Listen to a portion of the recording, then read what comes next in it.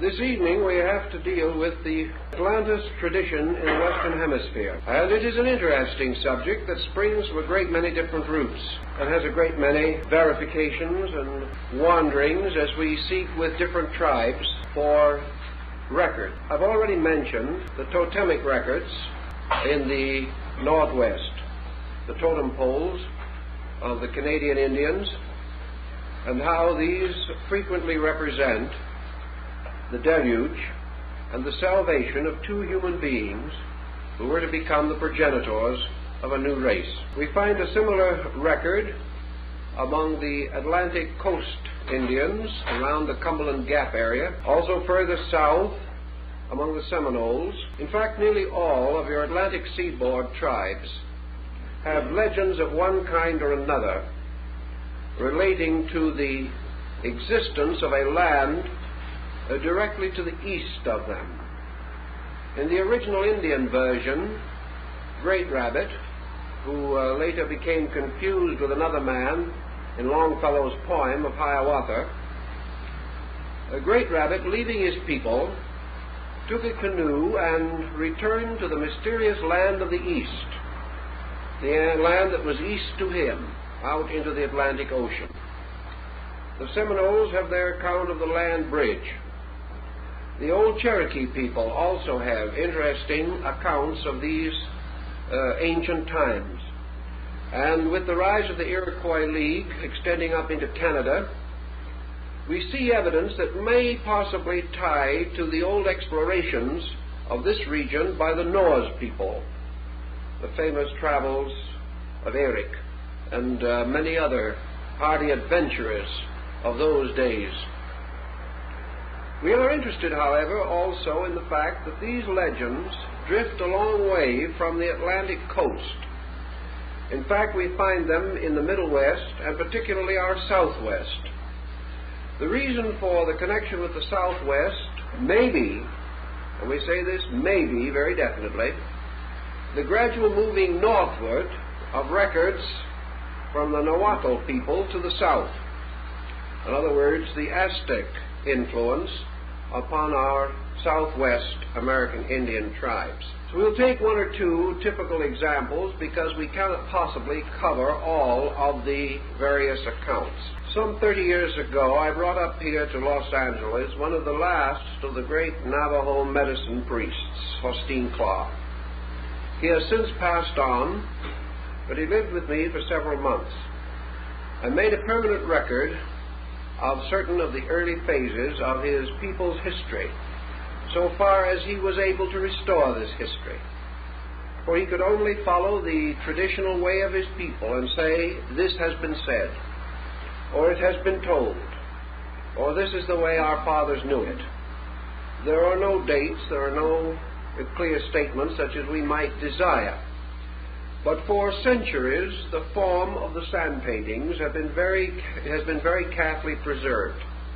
And it is notable even today that different sand painters, apparently with no direct contact with each other, when producing the same picture or the same symbolic purpose, produce work almost identical. There seems therefore to be a very strong traditional descent, and Carl Jung makes quite a point of this when he visited that area and studied these paintings in terms of his archetypal theories on a psychological level. Faustin Claw was perhaps one of the last and most enlightened of his people. And the Museum of Ceremonial Navajo Arts in Santa Fe today was built very largely to preserve the relics of his work, to keep in the form of permanent recordings his sacred chants and many other parallel works of interest, because it was firmly believed then and known now that this knowledge is disappearing almost entirely from the younger men. The original form of the sand painting, as you know, is made of sand with various colored ground stones and pigments, and it is the law and the rule that at sundown the paintings must be destroyed. It is said in the ancient times that they were drawn up in clouds by the gods, and with sunset the drawings, the clouds disappeared. Through the courtesy and kindness of Faustin Claw, however, he was willing to make and did make a whole series of permanent paintings, drawing them crudely in his own way with the simple materials of a child, but nevertheless preserving for us a truly authentic record of the designs involved in these paintings. I asked him at that time to tell me as much as he could about the beginnings of his people, and where, according to the legends of the general region, his nation came from. He said that he could only give us the legends. He had an interpretation of his own, but he did not know whether it was correct or not. He suspected that perhaps some of the progenitors of his tribes had lived somewhere below the rim of the Grand Canyon, that they had chosen to live far down in this difficult region because it gave them certain protection from their enemies, and they could place their little villages and communities in almost inaccessible localities. He believed perhaps that the legend that his people came out of the earth might have originated from some such a source, but the story is substantially this.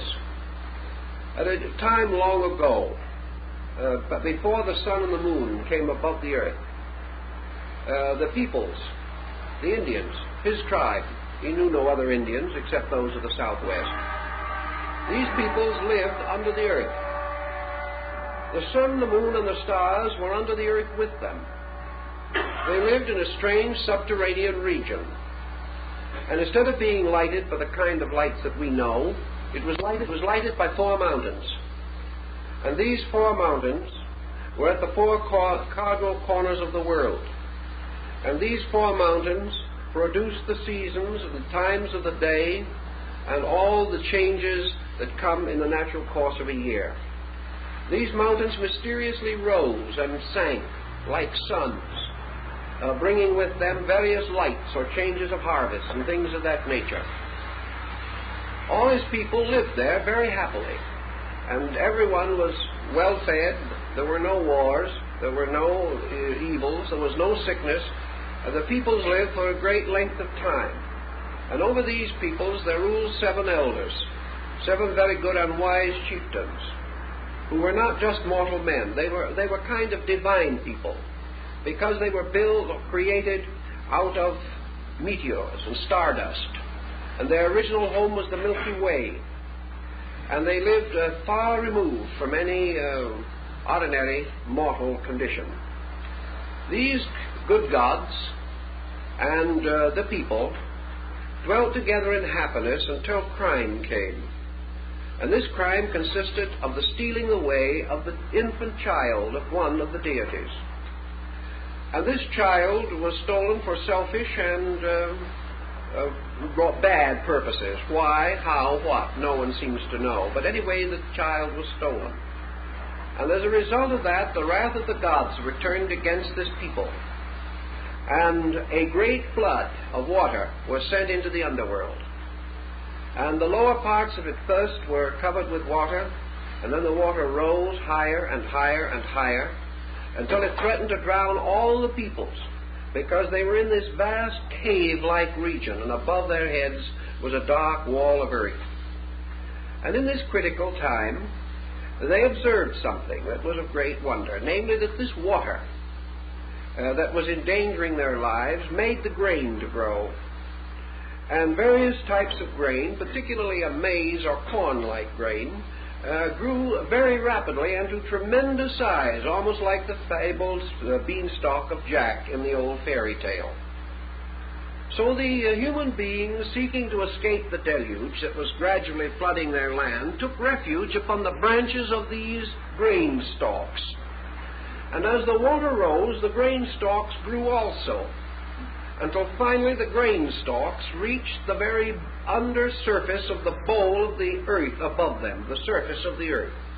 And here is Horstein Klaas' drawing of the adventurous circumstances of his people coming up on the grain stalks. Now here on the branches of the grain stalks are all the little pre-Indians, the ones who were just coming out of the subterranean world.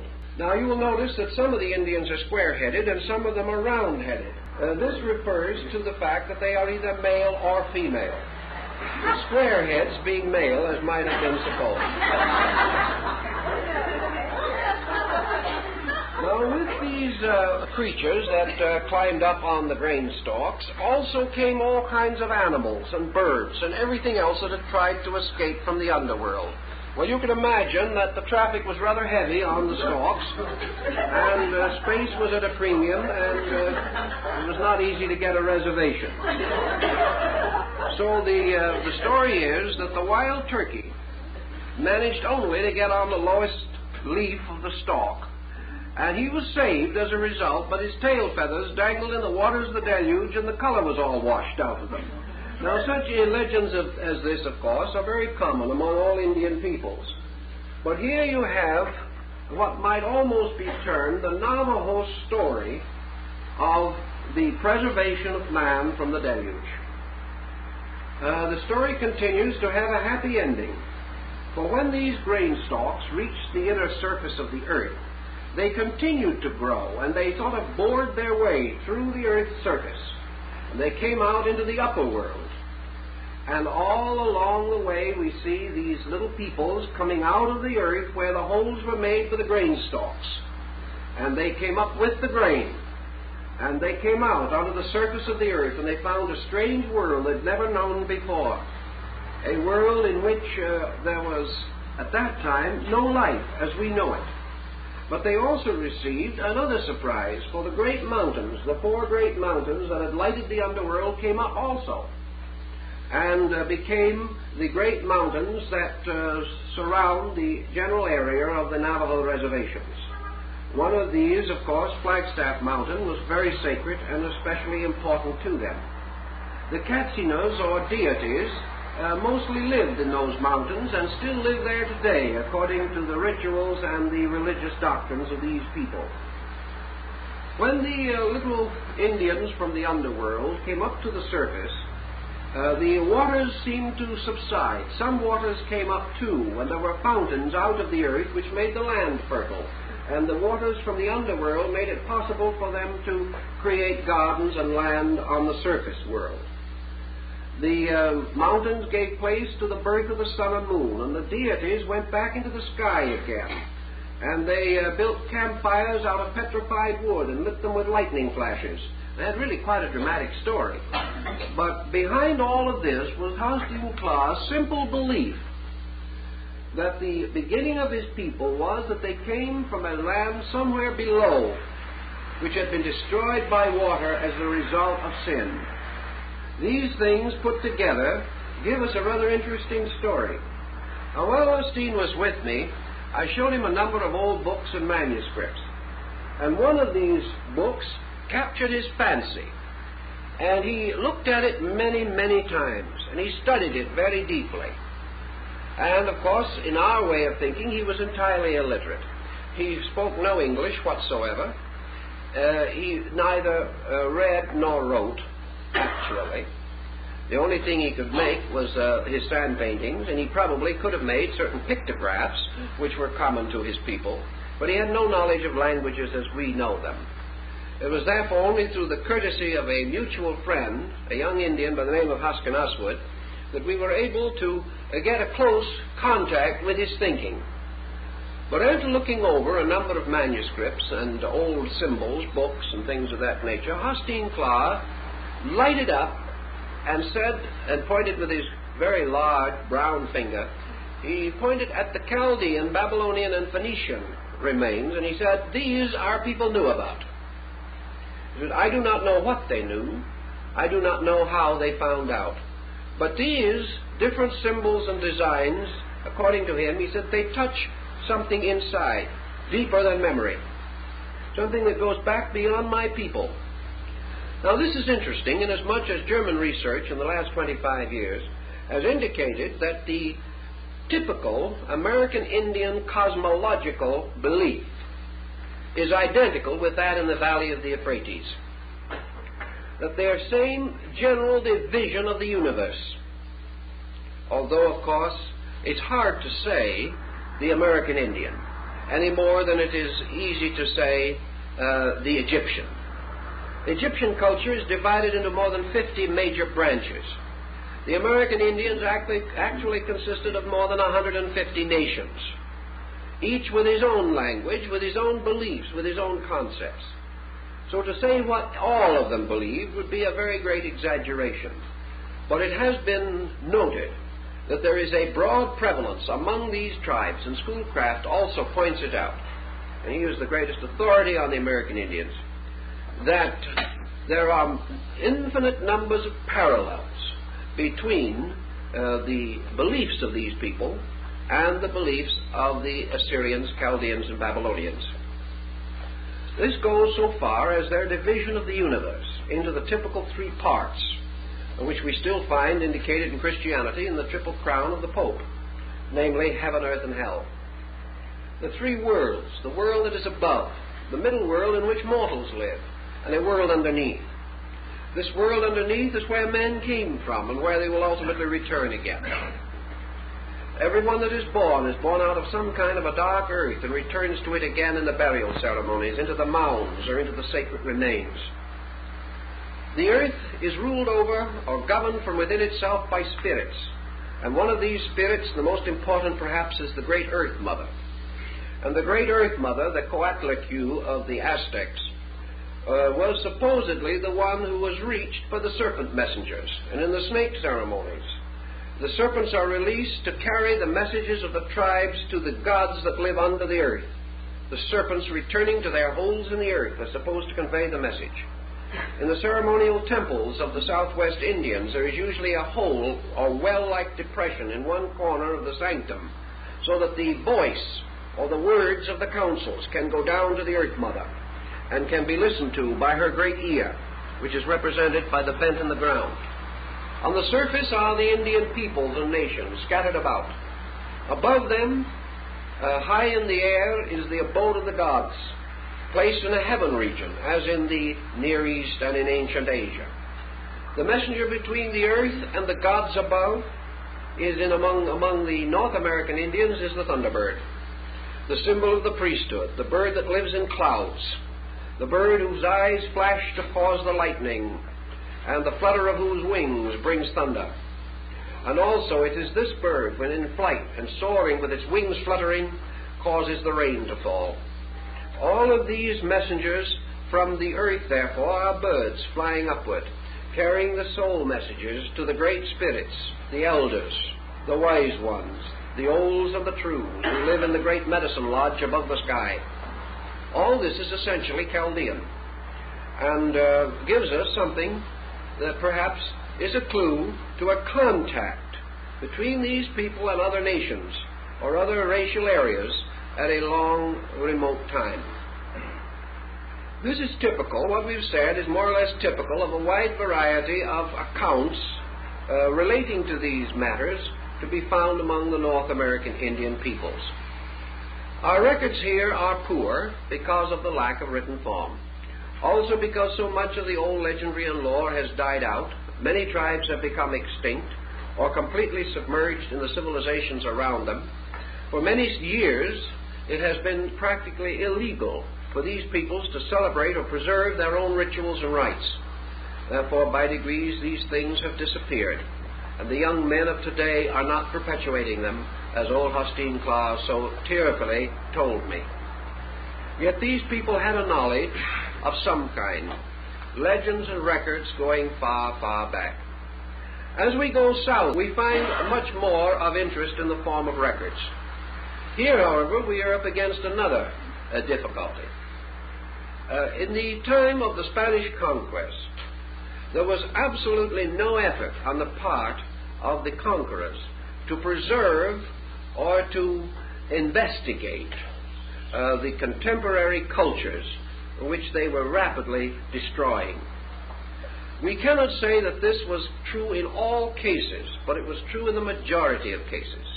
We know that the conquistador Montejo, landing on the peninsula of Yucatan, what is now Merida, not only massacred huge numbers of the natives, but ordered all their written records and books to be piled in the city squares and burned.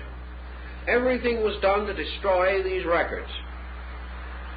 Further north, the effort in the Aztec Empire was also rather thoroughly carried on by those who followed in the footsteps of Cortez. But of course in the northern area we have a rather different situation prevailing. And it is necessary for us to pause for a moment and consider these situations and what they mean in terms of evidence relating to our principal theme. The Maya peoples had developed a highly specialized language. They had the skill to preserve and perpetuate practically any record of any kind which they desired or intended to perpetuate. That they were reasonably good historians and that they were careful in their thinking. We know from certain remnants that have survived from the transition period between the old Aztec and the old Inca and Maya period and that of the later Spanish. I'm referring particularly to the Chilamban, or the Book of the Old Men. The Chilamban of Cozumel, for example, which was in Matador and mysteriously disappeared after some American archaeologists passed through town. And what happened to it, we're not saying, but the book is gone. But it was a record of the origin of their people, as best as they could preserve it. But it was incomplete due to the difficulties imposed by the conquest. In the first place, it is probable from what we can learn today that the art of writing was held in the keeping of the priests, of the elders, of those who were custodians of great knowledge. The ordinary Indian peasant, the commoner, did not possess this knowledge so far as we can learn. Therefore, the disappearance of a priestly or governing class reduced the rest of the people to comparative illiteracy as far as the deciphering of written words and written languages would be concerned. Also, almost immediately, the Spanish introduced their own characters. And we have a polyglot situation arising that is quite remarkable and has continued to this day. The Mayas of Yucatan, Guatemala, Honduras, and other areas still speak their ancient language. But they write it in Spanish letters, they cannot read their glyphs, and they haven't the slightest way of associating the ancient monumental inscriptions with the words that they are daily using. They just do not know. And groups of them visit their ancient monuments with as much curiosity as any foreign tourist. They do not have the records, or if they have the records, as has been suspected, they are certainly keeping them to themselves. They are not telling anyone. The Archbishop Landa, who was in many ways a sincere churchman, a very intolerant ecclesiastic, but likewise scholarly, made an effort to discover or create the equivalent of a Rosetta Stone to bind the Spanish forms with the ancient Maya glyphs. He created an alphabet of 33 characters, having certain sound equivalents and certain distinct meanings. And he has left this as what is known as the Landa alphabet. Now, the Landa alphabet is certainly composed of figures and symbols similar to those found in the ancient Mayan inscriptions. The only difficulty is you can't read the inscriptions with his alphabet. The final point appears to be this, that Landa took certain glyphs that were phonetically similar to the Spanish word or letter sounds. From these he formed a phonetic alphabet, probably following in part a rule which these Indians themselves used. Therefore, he could write in their glyphs sounds which they could pronounce, and use these sounds as a means of teaching them Spanish. Very complicated situation, which perhaps gave great courage to the missionaries who are said to have been able by this means to introduce the Indians to the phonetic sounds of the Mass, but it did very little in terms of restoring the ancient writings and the ancient knowledge. Perhaps the most valiant person in this entire muddle, as far as records were concerned, was Father or the monk Fra Bernardino de Sahagún. This man was the first, probably, Americanist. He came over with the Spanish conquerors. He came over to give his life to the service of the poor benighted heathen Indians. But he had not been here long before he suddenly realized that a tremendous culture was falling apart around him. He used his influence and finally was able to convince some of his superiors of the importance of preserving an adequate record of the life and time, the beliefs, the philosophies, and the histories of these Indians. He gathered together all the native help that he could get. He traveled throughout the Mexican area. He secured copies or made copies of many of the most valuable pictographic manuscripts that have entirely disappeared. He worked heroically, and he finally compiled a great work which contained most of the available information. This great work exists in 3 or 4 early manuscript copies, the most complete of which is the great Florentine Sargun, kept in the Bibliothèque in Florence. And this has recently been subject to a completely new translation by the Museum of New Mexico. It has come out in several volumes, restoring the astronomy, the medicine, the science of these ancient Indians. For Sargun, then, we must have a word of great praise. But unfortunately, he was not concerned with Atlantis. He was, however, concerned with the origin of these people so far as he could trace it. And a study of his work is very valuable in helping us to orient some of these mysterious breaks in our tradition and legendary. The Aztec language, as a language, offers very few distinct difficulties. It is a language in a transition period, moving from pictographic into the syllabic form. It is a combination of pictographs and what might be termed true hieroglyphics, much as in the case of the Egyptian. These Indians, the Aztecs, had reached that platform in the development of their written form in which they had begun to compound words for various reasons and purposes, and to create hieroglyphical or pictographic representations of these compounds. They did this by the creation of composite creatures whose names had various meanings. Perhaps the simplest, most dramatic, and most familiar of all examples of this is the name Quetzalcoatl. This word simply means feathered snake, and the glyph for it is a snake with feathers. Yet any Aztec seeing this combination of the feather and the serpent would not necessarily think of the feathered serpent.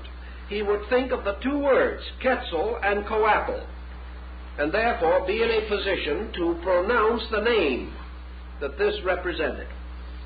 They had done this by the gradual developing of compounds. They would take the head of a deer and place it on the body, we will say, of some other animal, such as a dog.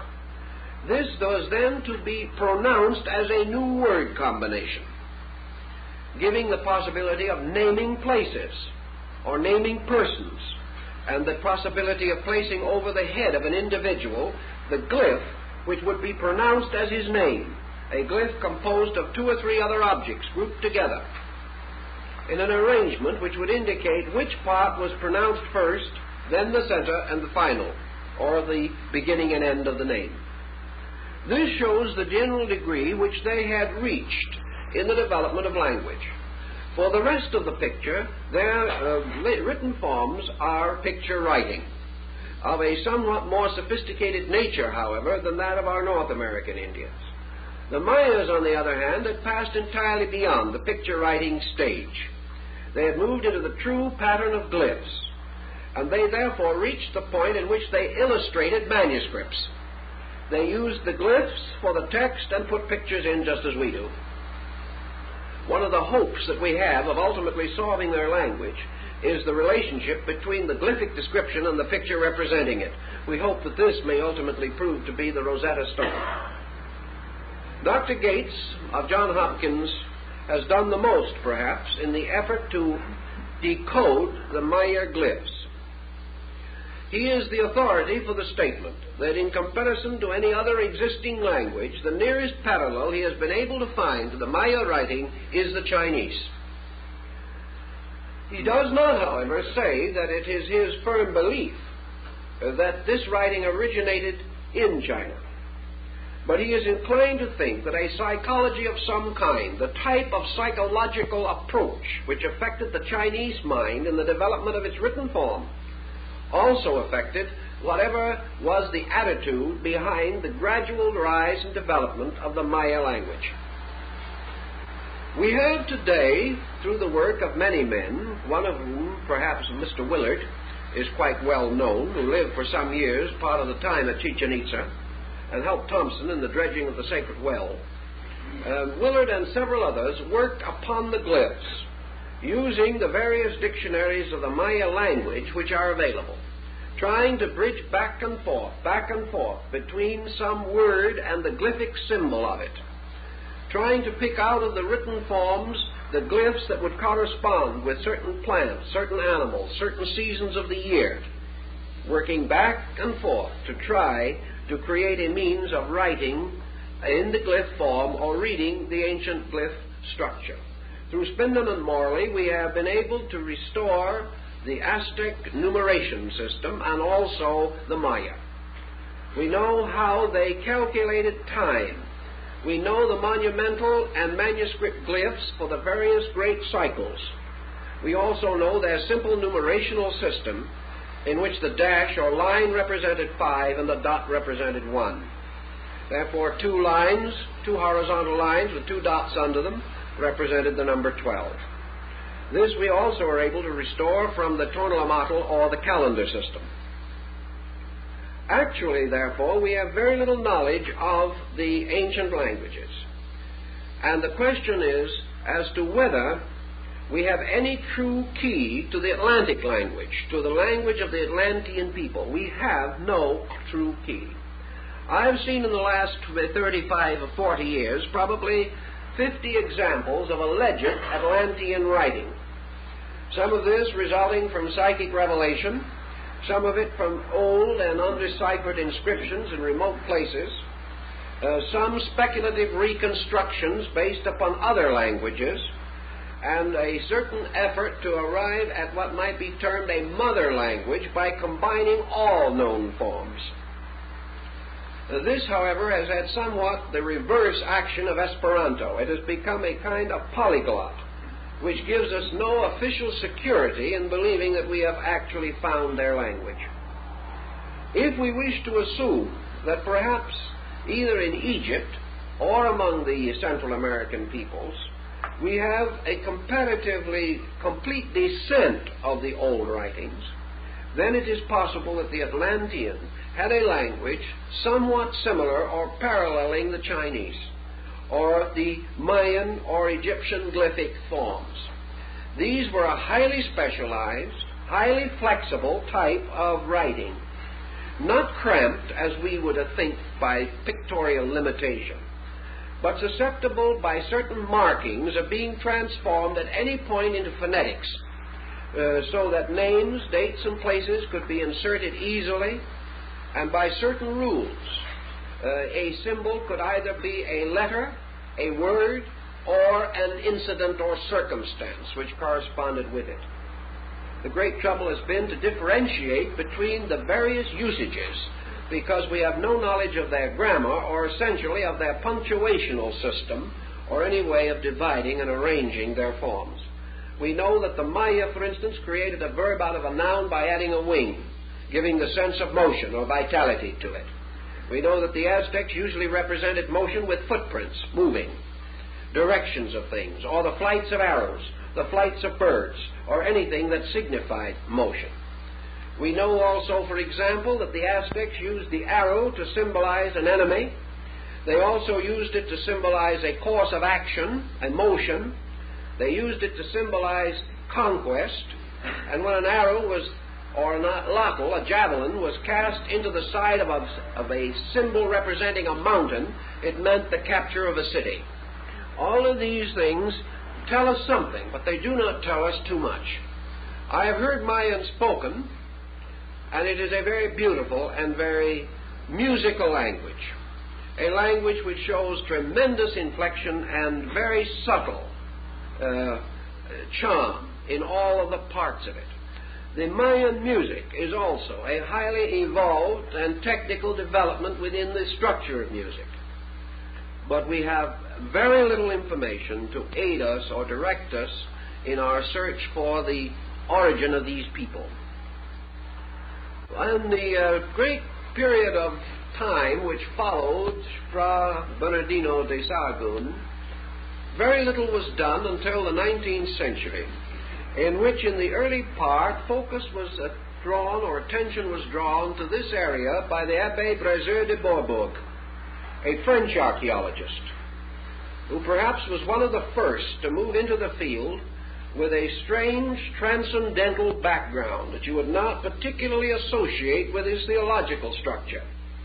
But he was the one who perhaps first and foremost pointed to the Maya people and the Central American civilization as Atlantean. He was, I think, perhaps the first to dare to make so strong a pronouncement. And his pronouncement was backed with considerable scientific research. He was heavily criticized, as might be expected, and he did work under great limitation, for the reason that everyone has worked under a certain heavy, darkening cloud, the impossibility of restoring what the old Spaniards had destroyed, had left practically every thread broken, every connection shattered, and in addition to this had created such intimidation among the people that they had almost locked their own souls against any remembrance of what they themselves knew. There was a tremendous complex, a tremendous neurosis descended upon these natives, and they became practically inarticulate. Following in the footsteps of de Bourbourg, and tremendously influenced by his thinking, came the French scientist, photographer, archaeologist, Freemasonic scholar, and general mapmaker of parts, Professor or Dr. Augustus Le Plongeon. Le Plongeon has left two fairly important books dealing with the field. One is Queen Mu and the Egyptian Sphinx, and the other is Sacred Mysteries Among the Mayas and Quiches. Le Plongeon, great black beard, was a man of extraordinary personality and a strong devotee of the Atlantis concept. In fact, he tried in every way possible to popularize it. Le Plongeon has had the distinction of being the first man to go into the Central American area with a camera. Therefore, his photographs, made on the spot with wet plate negatives and developed at night in the dark temple recesses of the old buildings, are the first photographic records that we have, and they are very valuable because many of the ruins which he investigated probably 75 years ago, are now no longer even in the state in which he found them. There's been progressive deterioration. Up in the valley of Mexico, for example, the pyramids of Xochicalco this pyramid has been partly destroyed by the man owning the land on which it stood in order that he could build stables with the rocks. Everything has gone from bad to worse in that area and has seriously crippled all research. Le Plongeon was a dreamer, was an idealist. He went into the field in which nothing had been done. He made a great many mistakes, and these have been held against him, perhaps more than they should be, because he had no one to fall back on, no one to act as authority, no previous work upon which he could build. He went in with the machete and cut the jungle himself. That he should not have discovered things that were not found for 50 years later, we cannot blame him. But he did go in with two tremendous assets. One was a knowledge of the language. Le Plongeon was one of the few Americanus who has ever known the Maya language. He could speak it and speak it well. He also went in with a tremendous basic sympathy for the people. He went in because he loved them, because he wanted to do something important with them and for them. He was quite a contagious person, apparently, in these respects, and the natives became so fascinated with him that they really made him a blood brother. He probably was able to get more out of the reticent Mayan than any other man before him or since. These points must be borne in mind in evaluating his findings. That certain of his archaeological conclusions may have been incorrect, we know. He claimed to have been able to read the Codex Troano, one of the great Maya sacred books. And he also claimed that this work contained a record of the Atlantean deluge. He also held that the Aztecs had a similar record, and that the Pyramid of Xochicalco, previously mentioned, had upon it a complete statement of these ancient records concerning the destruction of Atlantis, and was a monument created to commemorate the survivors of this catastrophe. Now, no one can prove or disprove Le Plongeon. He claimed to have read the glyphs. I have seen his notebooks, in which day by day he and his wife pored over these inscriptions and carefully decoded them one by one. Because one of his principal keys in decoding was the Egyptian glyphs, because he had already observed and learned that hundreds of Mayan words are almost identical in pronunciation and in meaning with Egyptian words of the ancient dynastic period. He also, however, suspected and mentioned the possibility that this language had a tie with Asia. And he thinks a little also, like some of the other men, of the possibility of the Chinese being involved. As he preceded Gates, perhaps Gates is indebted to him for this phase of his own conclusions. Le Plongeon remained a number of years in the area. He discovered a number of archaeological items of interest and importance. He had a bitter feud with the Mexican government, and finally came home a broken-hearted man. He was never able to achieve his end, namely to open Central America to archaeology. But later, other men following in his footsteps achieved most of the end which he had attempted, but he did not live to see or know that this had occurred. Le Plongeon, then, is a strong link with the Atlantis theory in the Western world. He derives much of his encouragement and thinking from the Abbé Brézé de Bourbourg, followed very closely in much of his thinking, and attempted to reconstruct as much as he could from de Bourbourg's descriptions of certain important things, like the great Temple of the Cross at Palenque, which appears to have a very early Christian tie. I might also mention that about the year 1835, Lord Kingsborough, an English nobleman, became so tremendously impressed by the findings of the ancient codices and monuments and records, including the researches of Dupuy, that he financed at his own expense a great work called the Antiquities of Mexico, which is bound variously in from 7 to 9 volumes of elephant folio. Tremendous books. These containing facsimiles of all known manuscripts and a faithful Spanish translation, but not into English, of the Sahagún, or the Dresden Codex of Fra Bernardino de Sahagún. Lord Kingsborough, himself quite a speculating thinker, who incidentally became hopelessly impoverished and bankrupt at the cost of the tremendous work he was doing, also believed that there was a distinct connection between the Maya-Aztec complex and the valley of the Euphrates. He comes in on this angle, and he believes that one of the apostles, perhaps Thomas, reached the Western Hemisphere as early as the 1st century. He gives a whole group of analogies, rituals, rites, and ceremonies, tying the religious doctrines taught by Quetzalcoatl with the ancient teachings of the Babylonians and Chaldeans. Kingsborough also, in passing, tosses a thought towards Asia, and also becomes a little wondering over the possible Chinese contribution. Kingsborough's works are of continual and pressing interest to us. They comprise today the largest available collection of the great Aztec Maya manuscripts to be found in the museums of Europe.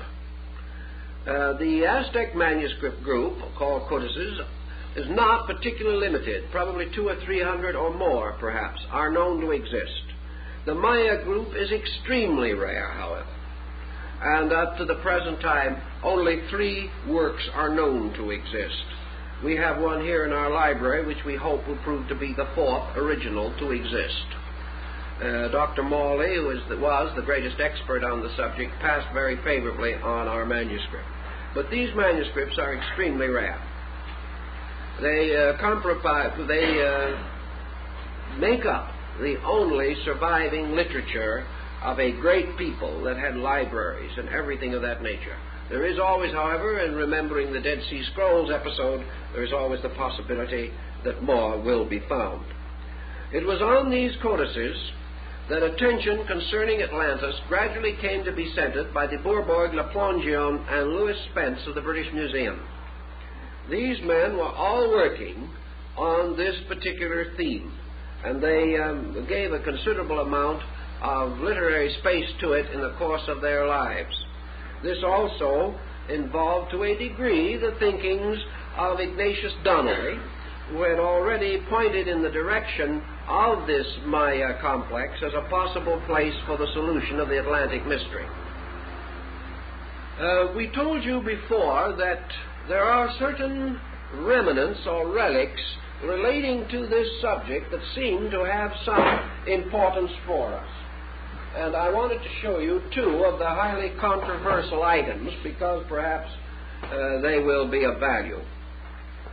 The homeland, or the place from which the Nahuatl people, the people of the Valley of Mexico, this would be in the Aztec area, trace their descent, is a mysterious spot which they call Azeland, or Atzeland. Now, in their language, this word does have certain suggestion of the term Atlantis, Azeland. They believe that they came from there, and here is one of the manuscripts, codices, in the Museum of Archaeology in Mexico City. This is the story of the wanderings of the Aztecs. That is the literal translation. A pre-Columbian pictograph work, translated from the original, which is in the Museum National of Mexico. This document accurately colored to facilitate interpretation, and the edition limited to 25 numbered and signed examples. This is the official type of facsimile that is being issued by the Mexican peoples in order to facilitate the study of their ancient writings. Now, as it is said, this consists of what they call the wanderings of the peoples of the Valley of Mexico. No date, naturally and obviously, although the introduction of calendar elements might, under certain careful research, and the comparison with the existing tonalemato, particularly the Orbin, might ultimately result in the possibility of dating it. I don't mean dating the manuscript. The manuscript itself is pre-Columbian, probably done 100, 200 years at most before the Spanish conquest. But dating the wanderings from the internal astronomical and calendar markings upon the manuscript.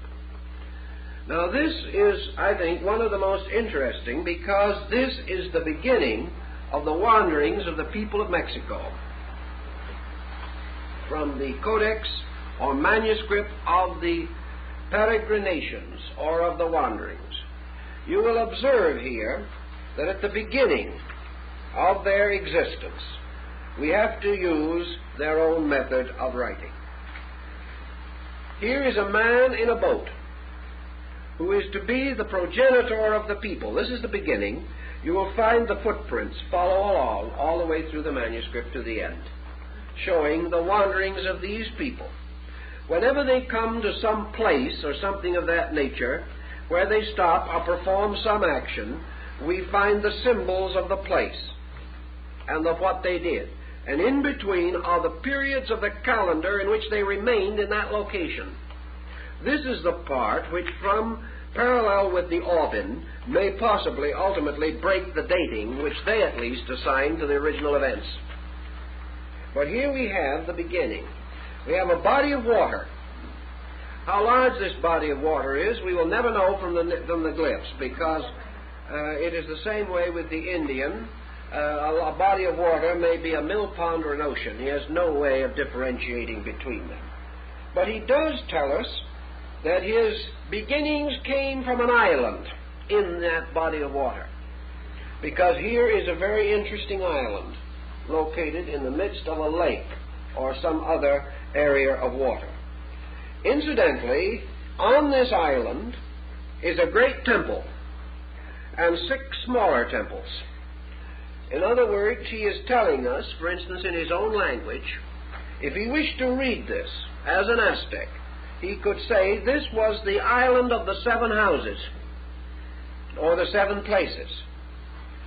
Also, if you notice that on the top of this temple, which is created much like an altar, there are water symbols, symbols of springs or waters, or symbol of fertility, of goodness, of abundance, of the thing that the Indian always needed, and that was food, and things that were necessary to him.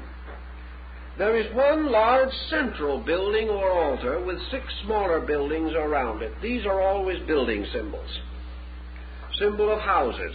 Sometimes they'll put a man sitting on the front steps of his own house, and that is more or less home. That is his domicile. Unless he is a great man, then it is his palace. Below this symbolism is a representation of 2 human figures, one male and the other female. So here we have the Indian telling us that his progenitors, the father and mother, were on an island, the island of the 7 houses, or the 7 temples, in the midst of a sea. Now, by 7 temples, you see, where you deal with pictographs, you have certain problems you have to face. You have to be a little more liberal than you would be with a more accurate form of language. Those house signs, as we say, are symbols of many things. In the native village in old times, only the temple or the palace was of permanent materials. The natives themselves lived in huts, which were easily destructible. Therefore, a stone building represents a capital. It represents a center of government, a palace, perhaps some important building. And by extension, it can represent the capital of a nation. Remember that Montezuma, who belonged to this culture group, and therefore should have quoted from it or should have understood it, in speaking to Cortez, said that he knew that his ancestors came from 7 islands. Now, these 7 buildings could represent, therefore, empires, or anything of a basic septenary nature relating to leadership, government, origin, cities, races, clans, groups, culture groups. Now, to get from where he was to his next destination, it was necessary for him, therefore, to cross water. Therefore, he is rowing away from this land. He steps out upon the shore, and he takes 3 steps. The footprints, however, do not necessarily indicate, as far as we know, any prescribed number of steps. It's simply that he traveled in that particular direction. This occurred at the time of 1 obsidian knife. Now, of course, that clears everything. We have a date. This occurred in the date of 1 flint knife, which incidentally was one of their day signs, or one of their astronomical symbols for the divisions of their month. Therefore, all this occurred in 1, which is a beginning of something. It's the beginning of some calendar cycle. And it was in the beginning of the month or the day of the obsidian knife, which was later the sacrificial knife, and which also became later a deity, one of their most ancient gods being the obsidian knife, which was sometimes represented with human arms. and had a very great importance for them. Now they went on a little time along the road here, and they came to a place. This is a place. Now this is not the kind of a place that one of these little houses is. This is a place in the sense that it is the area or land or tribal domain of a people, using a conventionalized form of the mountain symbol. This is an area. This is the land of somebody. We find in the Bible reference made to the traveler who came to the land of Canaan. This would be a land, a place, represented by a mountain. Now the name of this place we cannot completely restore, but we can give a certain amount of meaning to it. For this was the abode of the eagle man. This was the land of the eagle man. And if you remember in your Mexican history, the eagle man is still one of their most common symbols, a human face coming out of an eagle's mouth. This is represented here.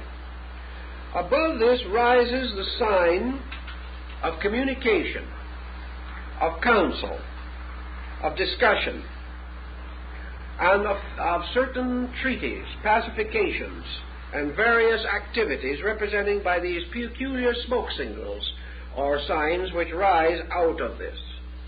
And here we also find that they didn't stop, but they went on past this. And then we find the alignment of these peoples. 1, 2, 3, 4, 5, 6, 7, 8. We find 8 peoples now, forming the next act in this drama. We find them with their symbols of their nations and tribes, represented by the glyphs by which their names can be read, and that each one of them spoke, for words come out of his mouth, symbols of breath and air. And then they start out, and 4 of them travel. And these 4 are represented by their names up above, telling who they are and what they are.